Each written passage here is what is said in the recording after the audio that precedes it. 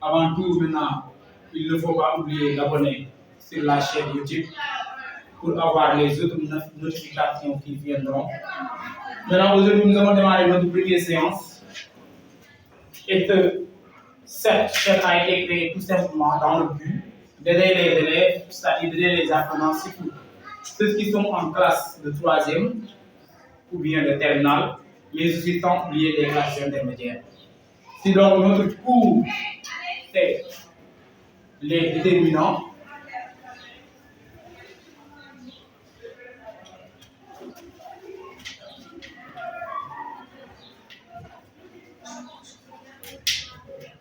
les déterminants. Maintenant, un déterminant, c'est un mot, comme son nom l'indique, qui a pour fonction déterminer. Parce que, comme son nom l'indique, dans le mot déterminant, le verbe dérivé, c'est déterminer. Donc, la seule et unique fonction de déterminant, c'est le fait de déterminer. Ça ne détermine pas un adjectif, ça ne détermine pas un verbe, mais ça détermine uniquement un nom et rien d'autre qu'un nom. C'est la première chose à mettre dans la tête. Maintenant, si nous prenons cette catégorie après les déterminants, on dit que c'est une classe grammaticale. Mais une classe qui est répartie en deux catégories, c'est-à-dire en deux familles. Il y a ce qu'on appelle la famille des articles, il y a aussi ce qu'on appelle la famille des adjectifs. Donc on peut dire que les déterminants sont composés de deux familles. Il y a ce qu'on appelle la famille des articles et celle des adjectifs. Maintenant, pour les articles, lors de notre séance précédente, on avait bien précisé que les articles, on a 4 catégories d'articles. Il y a ce qu'on appelle les articles définis, les articles indéfinis, les articles définis,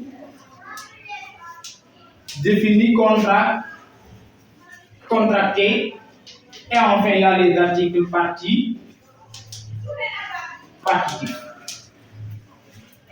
Maintenant, en ce qui concerne les articles définis, vous avez ce qu'on appelle les mots comme le, la, l'apostrophe, les.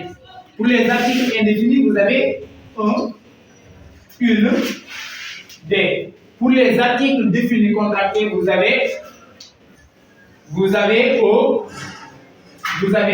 O avec X, vous avez du, enfin aussi vous avez des. Pour les articles participes, vous avez de la, des, de l'apostrophe, vous avez aussi des, enfin vous avez aussi, et voici la famille des déterminants qui sont répartis en 4 catégories, c'est-à-dire les articles qui sont répartis en 4 catégories, les articles définis, les articles indéfinis, les articles définis contractés et les articles partitifs. Maintenant, pour comprendre mieux, pour mieux comprendre, on peut dire que les articles définis contractés, c'est tout, sont comme le nom l'indique. Si vous prenez le nom défini, cela vous dit que c'est la contraction, parce que dans contracté, vous avez le nom contraction, c'est-à-dire le verbe contracter, c'est-à-dire le fait de réunir. Ici, c'est donc la contraction d'une préposition et d'un article défini Vous savez, en français, on ne peut pas dire à le, mais on dit à, on dit au. Cela vous dit que donc au, c'est la contraction de la préposition à et le. O, c'est la contraction de la préposition à et les, la contraction de deux et le, et de la contraction de deux et les. Donc, en grosso modo, vous devez savoir que donc, c'est le fait de réunir une préposition, à savoir la préposition à et la préposition ou bien la préposition de avec un article défini, Si toujours nous prenons les adjectifs, il y a les adjectifs possessifs. Il y a aussi les adjectifs démonstratifs, les adjectifs indéfinis, les adjectifs interrogatifs, exclamatifs, les adjectifs enfin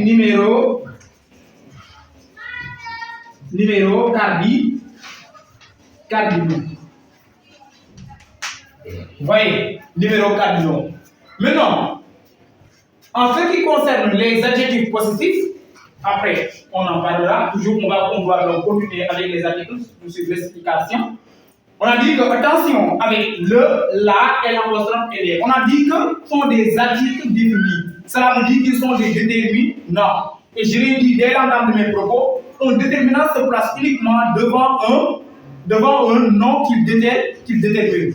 Maintenant, il se peut qu'il y ait l'intermédiaire d'un adjectif qualificatif ou bien d'un autre mot, mais sachez que le déterminant ne détermine pas cet adjectif qualificatif qui est devant. Par exemple, je lis ici la jolie fille. La jolie fille. Ici, maintenant, vous avez là, c'est un adjectif qui est là devant. Maintenant, cela ne signifie pas que là va déterminer jolie fille, là détermine fille. Parce qu'un article défini n'a pas, ou bien un déterminant en grosso modo, ne détermine pas un adjectif, par contre, il détermine un nom. Cela veut dire tout simplement donc que la détermine fille et non jolie, parce que jolie c'est un adjectif qualificatif qui qualifie aussi le nom fille. C'est clair? Donc un déterminant, c'est-à-dire l'article définit le, la et l'apostrophe et les, toutefois qu'ils se sont placés devant un nom, ils sont des déterminants, à savoir des articles définis, et leur fonction n'est rien d'autre que déterminer ce nom-là. Et si vous prenez maintenant les articles du moyen indéfini, c'est une des comme le mot, comme le nom l'indique, l'indéfini. Indéfini, c'est-à-dire il y a une manque de précision du nom sur le nom qui détermine. Vous voyez, il y a une manque de précision sur le nom qui détermine. Si vous prenez les articles définis contractés, je l'ai dit tantôt, c'est la contraction d'une préposition et un autre adjectif et un autre article défini. Et si vous prenez l'article maintenant partitif, c'est-à-dire de la, ou bien de le, bien des débuts, sont des articles qui déterminent des noms indénombrables, c'est-à-dire des noms non comptables. Vous voyez, sur le type du nom, je sais que vous avez vu les noms dénombrables et les noms indénombrables, c'est-à-dire non comptables et non comptables. Et ces articles maintenant partitifs-là, ils déterminent des noms indénombrables, c'est-à-dire des noms non comptables, ou bien des noms qui déterminent une quantité. Et maintenant, pour savoir si le nom que l'article détermine exprime la quantité ou pas, dans ce cas de figure, ce serait très simple.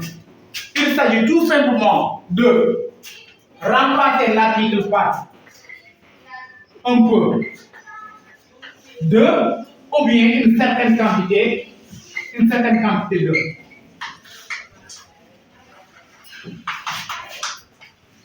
Maintenant, dans ce cas, vous allez faire quoi? Je vais donner un exemple. Vous allez tout simplement, on dit de la, ou bien,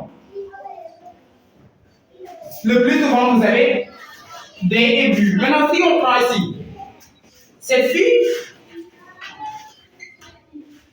fille a des cheveux bruns. Ici, on a des. On retourne encore et on prend Josette du cycle. Voilà. Supposons. Maintenant, ici, il s'agit de regarder pour savoir c'est quelle nature, c'est-à-dire savoir c'est quel article. Parce que ici, vous avez du. Là, vous avez du comme article défini contracté. Vous avez aussi du comme article participe et D aussi comme article participe. Vous avez en même temps ici D comme article indéfini. Maintenant, pour savoir cela, c'est très simple. Ici, il y a la manque de précision sur le nom qui est déterminé. Là, c'est très simple pour l'article indéfini D. Ici, pour savoir si D aussi c'est un bien D, c'est un article défini contracté. Je le dis et je le répète. Je pense que là, parmi nos séances précédentes, on avait dit que le D qui est article défini contracté détermine toujours un nom qui a pour fonction le plus souvent complément du nom. Vous voyez, vous avez fait du, ici vous avez aussi D. Maintenant, si vous prenez maintenant cette fille a des cheveux blonds, maintenant ici on regarde tout simplement pour savoir d'abord si c'est un article participe ou pas. Il s'agit tout simplement de regarder ici d'abord. Ici, vous avez quoi? Cheveux. Cheveux, est-ce qu'on peut compter les cheveux? Non, c'est impossible. Donc, cheveux est un nom indénombrable. Cela veut dire que ici, vous avez ce qu'on appelle un article participe qui a pour fonction de déterminer cheveux. Ici, si vous prenez maintenant bu, j'achète du sucre à la boutique. Ici, maintenant, sucre, on sait que c'est un nom qui exprime la quantité. Parce que si on parle de sucre, lait, farine, ce sont des noms qui expriment la quantité. Raison pour laquelle ici, bu est devant un nom qui exprime la quantité. Donc, dans ce cas, pour savoir si c'est vrai ou faux, il s'agira tout simplement de regarder si l'article est remplaçable par un peu d'eau ou bien une certaine quantité d'eau. Regardons ici. C'est bel et bien possible de dire j'achète un peu de sucre ou bien j'achète une certaine quantité de sucre. Raison pour laquelle ici vous avez un article partitif. Voyez, parce que l'article est remplaçable par un peu d'eau ou bien une certaine quantité de ce qui prouve que ce nom-là qui détermine ce nom qui exprime la quantité. Par contre, nous prenons l'enfant du roi, du détermine roi. Et si vous regardez très bien roi, ici, si je vous demande la nature et la fonction de roi, vous allez me dire quoi? Roi est un nom. Voyez? Et maintenant, ce nom qui joue la fonction complément du nom enfant. Il y a ici donc question d'appartenance. Le 2 est sous-entendu parce que vous allez me dire, l'enfant c'est l'enfant de qui? C'est l'enfant du roi. Maintenant, dans ce cas, il y a donc question d'appartenance. Donc le 2 est sous-entendu. Même si on ne le voit pas, est sous-entendu. Parce qu'on avait dit, l'enfant de, ensuite arrive le roi. Maintenant, on évite la rencontre de 2 et le qui ne se dit point en français. Parce que tout simplement, on doit faire la contraction de ce 2 et de ce le pour avoir du. Raison pour laquelle, ici vous avez l'enfant du roi. Et roi est un nom qui joue la fonction complément de détermination du nom enfant. Donc, raison pour laquelle je dis le plus souvent les articles définis contractés, le plus souvent ils déterminent des noms qui jouent complément du nom bien. Des noms qui jouent complément du nom, bien même l'article partitif qui se place toujours devant un nom qui exprime la quantité, ou bien devant un nom indénombrable. Il y a aussi, oui, c'est comme ça, il y a aussi des avec le cas de du, parce que parfois, il se peut qu'il y ait des problèmes pour savoir si c'est un article particulier, un article défini, contacté. Voici maintenant une méthode très simple, claire aussi et nette. Maintenant, si nous revenons aussi avec les adjectifs, on avait dit qu'il y a les adjectifs positifs, comme vous les connaissez, les adjectifs démonstratifs indéfinis, les adjectifs interrogatifs, etc.